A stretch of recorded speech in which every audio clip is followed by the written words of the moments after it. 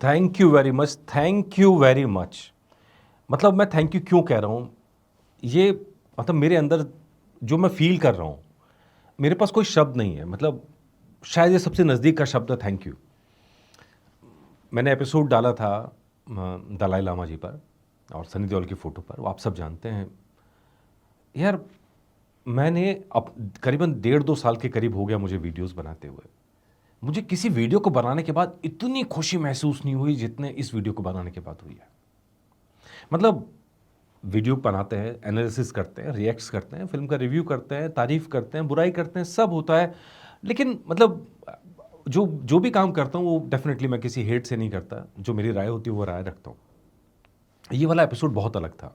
मतलब एक फ़ोटो आई और फ़ोटो देख के जो फ़ील हुआ मैंने आप लोगों के साथ वो साझा किया। लेकिन उसका नतीजा क्या निकला? उसका नतीजा ये निकला, वो जो ब्लेसिंग्स मिली हैं, मैं सच बता रहा हूँ, मैं पूरी बॉडी में जो सेंसेशंस महसूस हो रही हैं मुझे, मैं आप लोगों को बता नहीं सकता। क्या है ये मुझे नहीं मालूम। लेकिन जो कमेंट्स आ रहे हैं और वो जो मैं फ़ील कर रहा हूँ, वो फ़ील ये है कि शायद आप में से बहुत सारे लोग वहाँ बैठ के मुझे ब्लेस कर रहे हैं और वो ब्लेसिंग्स मैं महसूस कर पा रहा हूँ। मुझे मालूम है कि जॉब जाने के बाद से लेके अब तक का टाइम मेरे लिए बहुत टफ टाइम रहा है। मतलब कुछ नया क्रिएट करने की कोशिश है, नए लोगों को साथ जोड़ने की कोशिश है, कुछ रिस्क लिए हैं लाइफ में। वो सबका जो स्ट्रेस है वो अपनी जगह एक्यूमुलेट है, वो इकट्ठा हो रखा है, वो है। और ऐसा नहीं है कि मतलब स्ट्रेस से ज़िंदगी नहीं चल रही, वो स्ट्रेस हर किसी की लाइफ का एक हिस्सा रहता है। तो उस बीच में आप बहुत सारी चीज़ें भूल जाते हैं, मेडिटेशन भी भूल जाते हैं कई बार तो। हाँ, मैंने मेडिटेशन किया, विपश्यना मैंने 10 दिन का कोर्स भी किया, 10 दिन मैं रहा हूँ विपश्यना में। और वहाँ जाके जैसी फीलिंग आई, वैसी फीलिंग मुझे ये वीडियो बनाने के बाद आ रही है। आप लोगों के कमेंट्स पढ़ के, देश के कोने-कोने से कमेंट्स हैं। आप लोगों के कमेंट्स पढ़ के इतना पॉज़िटिव फ़ील हो रहा है, इतना पॉज़िटिव फ़ील हो रहा है, मैं आपको बता नहीं सकता। मतलब पूरे बदन में जैसे सेंसेशंस होती हैं ना, खुशी की सेंसेशंस, वो मुझे महसूस हो रही हैं। डेफ़िनिटली कहीं न कहीं मैं मान ही नहीं सकता कि ब्लेसिंग्स के अलावा कि कोई और चीज़ है। जिस पीस की मैं बात कर रहा था, वो पीस डेफ़िनिटली बहुत बड़ी चीज़ है। वो शांति बहुत बड़ी चीज़ है। वो शांति कहीं न कहीं हम आप डेली लाइफ़ में मिस कर जाते हैं। लेकिन ये जो आप लोगों ने मुझे प्यार दिया है ना, और मुझे मालूम है बहुत सारे लोगों ने बहुत दिल खोल के प्यार दिया है। और एक डेफ़िनिटली जो दलाई लामा जी हैं, उनकी टीचिंग्स का असर है। वो उनके चेहरे पर जो मासूमियत नज़र आती है, वो जो भोलापन नज़र आता है, मतलब उनको देख के आप किसी बच्चे को ही महसूस कर सकते हैं। वो साफ दिल, वो प्यारी सी मुस्कान, वो सबको प्यार देने वाले शख्स, वो टीचिंग्स जो उन्होंने आगे दी और वो टीचिंग्स मैं महसूस कर पा रहा हूँ उन ब्लेसिंग्स के ज़रिए। अगर वेव्स होती हैं, जैसा हम सब जानते हैं कि, तो वो वेव्स मेरे तक पहुँच रही हैं और इसीलिए मैंने ये थैंक यू कहने के लिए वीडियो बनाया है यार। बहुत दिल से मैं खुश महसूस कर रहा हूँ और इट इज़ डिफरेंट। मतलब बाकी वीडियो से वीडियो बहुत अलग था। अ, बहुत साफ-सफाई, बहुत पवित्रता, वो महसूस कर रहे थे वीडियो के अंदर। अच्छा, जिन कमेंट्स की मैं बात कर रहा हूँ, बहुत सारे नाम हैं यार, आई एम सॉरी। बहुत सारे कमेंट्स हैं, उन कमेंट्स में बहुत सारे नाम मैं ठीक से उच्चारण नहीं कर पाऊँगा क्योंकि मैं उतना अभ्यस्त नहीं हूँ उन नामों का, राइट? धर्मशाला में आया हूँ, अब से पहले मेरे ख्याल 2 या 3 बार मैं धर्मशाला आया हूँ और डेफ़िनेटली मैंने मिलने की कोशिश नहीं कहूँगा उस समय, लेकिन हाँ, मैं जब मैं आया था मॉनेस्ट्री में, तो मैं वहाँ बैठा था, काफ़ी देर बैठा था, मैंने वहाँ देखा था। लगातार कमेंट्स आ रहे हैं, लगातार कमेंट्स आ रहे हैं। दलाई लामा जी के लिए लंबी उम्र की कामना की गई है, वो हम भी करते हैं कि भगवान उन्हें बहुत लंबी उम्र दे और दलाई लामा जी तो खुद भगवान हैं, तो जो मान्यता है उसके हिसाब से तो वो खुद भगवान हैं और ऐसे में ये मौका चूकना मैं भी नहीं चाहता मिलने का। अच्छा, मैं आपसे कई सारी चीज़ें कमेंट्स हैं, कुछ पॉज़िटिव हैं, कुछ सवाल भी उठते हैं, वो 2-4 कमेंट्स मैं इसके अंदर लूँगा। तेनजिंग कहते हैं, long live your holiness, thank you sir for respect our great spiritual leader. Definitely यार, मैं रिस्पेक्ट वर्ड से नहीं है, ये रिस्पेक्ट दिल से निकली है और मैं दिल से हमेशा से, मतलब सम्मान कहना एक्चुअली में छोटा शब्द है। मतलब आपके लिए इसके लिए राइट शब्द शायद प्यार है, कि दिल से हमेशा से प्यार किया है। कुछ एक चेहरे ऐसे होते हैं, कुछ एक पर्सनैलिटीज़ ऐसी होती हैं, वो उनके लिए मतलब वो कनेक्शन आप फ़ील करते हैं। वैसा ही कनेक्शन यहाँ पर मुझे नज़र आता है। ठीक है जी। इसके अलावा एक हैं लूफ़ी एफएफ, ये क्या कहते हैं, इनके थोड़े से सवाल उन्होंने उठाए हैं। ये तो हर बड़ी हस्ती का दोगलापन है जो परम पावन दलाई लामा भी दिखा रहे हैं। सनी देओल का हाथ पकड़ माथे से लगा लिया। सबसे बड़ी बात तो ये है कि उन्होंने सनी देओल से फुर्सत मिलने के लिए टाइम निकाल लिया। क्या परम पावन किसी आम आदमी के लिए ऐसा कर सकते हैं? नहीं, क्योंकि वो फिल्म स्टार हैं। इसीलिए उन्होंने सनी के लिए टाइम निकाला और फ़ोटो खिंचवाई। आप देखिए, आप भी उनसे नहीं मिल सके क्योंकि आप भी कोई स्टार नहीं हैं। लूफ़ी एफएफ 007, देखिए, मेरी कोई शिकायत नहीं है दलाई लामा जी से। क्यों? क्योंकि आप अगर दलाई लामा जी की बात छोड़ दीजिए, अगर आप मेरे ऑफिस आ रहे हैं, आपको मुझसे मिलने के लिए भी अपॉइंटमेंट लेना पड़ेगा। But it is not like that कि हर समय मैं फ्री रहता हूँ। आप अपॉइंटमेंट लेके आएंगे तो मोस्ट प्रॉब्ली पूरे चांस है कि मेरी आपसे मुलाकात हो जाएगी। मैं वो टाइम निकाल लूँगा कि मुझे इस के बाद मिलना है या इस मीटिंग से पहले मिलना है, या अगर पॉसिबिलिटी नहीं होगी तो मैं कह दूंगा प्लीज़ आज नहीं है, कल आइए। कितने लोगों से मैं मिला हूँ, मैं जो लोग मुझसे मिलने आते हैं दूर दूर से, कितने लोगों के पास तो मेरा फ़ोन नंबर है, फ़ोन पे बात हो जाती है। लेकिन किसी ऐसे शख्स से जो स्पिरिचुअल गुरु हैं, डेफिनेटली उनके पास मिलने वालों की हमेशा लाइन रहती है।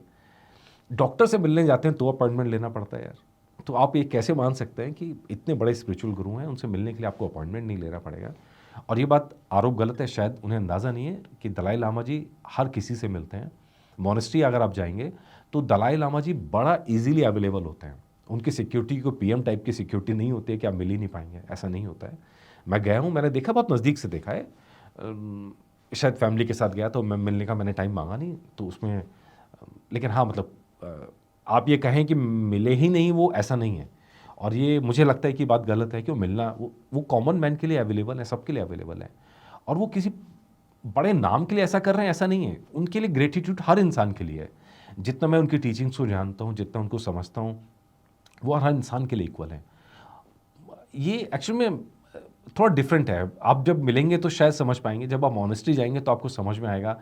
वो जो पॉजिटिवनेस है, वो जो मतलब, वो शायद शब्दों में बयां करना थोड़ा सा मुश्किल है, वो आप महसूस ही कर सकते हैं।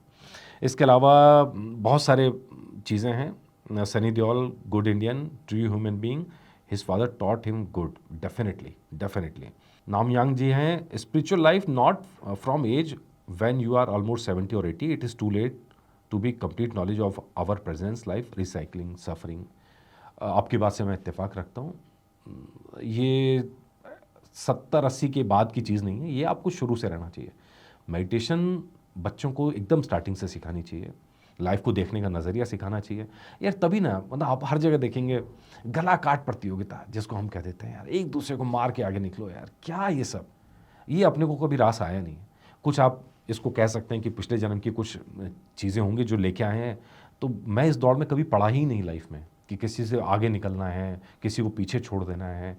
हाँ, अपना रास्ता बनाने की बात है, वो हमेशा कोशिश की कि अपना रास्ता अलग बनाए, वो हमेशा कोशिश की। लेकिन ये कि बिल्कुल ही आप किसी को मार काट के आगे निकल जाओ, उसको हरा के आगे निकल जाओ, ये अपनी टीचिंग में रहा नहीं। और ये बात सच है कि आपकी फैमिली बहुत हद तक सिखाती है, तो इसलिए फैमिली का स्पिरिचुअल होना बहुत ज़रूरी है। धार्मिक होने की बात नहीं करता हूँ मैं। धार्मिक, जब आप बात करते हैं, मैं थोड़ा अधार्मिक इंसान हूँ लेकिन स्पिरिचुअल बहुत हूँ। कर्मकांड से मुझे दिक्कत होती है, पूजा पाठ से मुझे दिक्कत नहीं होती है। कर्मकांड से मुझे दिक्कत होती है, स्पिरिचुअल आध्यात्म से मुझे दिक्कत नहीं होती है। भगवान के साथ कनेक्शन महसूस करते हैं, लेकिन बहुत कर्मकांड के अंदर मैं नहीं पढ़ता हूँ। सोनम जी लिखते हैं, I am Tibetan staying in Dharamshala sir, you can come to Dharamshala and take appointment from his holiness office, then you will get personal audience. His holiness is God. He always mention sent audience, much as he love to see his believers more as us. So sir, you will get blessed from Dharamshala. I hope you will come to Dharamshala and sure get blessed. Sonam ji, मैं पक्का धर्मशाला आऊँगा और पक्का appointment लेके आऊँगा और पक्का मैं मिलूँगा, और कोशिश रहेगी धर्मशाला आया तो मैं आपसे मुलाकात करूँ। पहले बता के आऊँगा, थोड़ा बरसात निकल जाए, बरसात के थोड़ा बाद सितंबर के आसपास मैं प्लान करता हूँ धर्मशाला आने का, और पक्का मैं मुलाकात करूँगा। और मेरा नंबर कोई सीक्रेट नहीं है, आप में से बहुत सारे लोगों के फ़ोन आते हैं, अगर आप लोग नोट करना चाहें तो कर सकते हैं। 7701811861, 770-18-11-861, ये मेरा नंबर है। ये मैं पहले भी देता रहा हूँ, बीच में कई समय से दे नहीं रहा था, लेकिन मेरा नंबर नॉर्मली सबके पास है, और मैं कोई इतनी बड़ी हस्ती नहीं हूँ कि मैं लोगों से बात नहीं कर पाऊँ।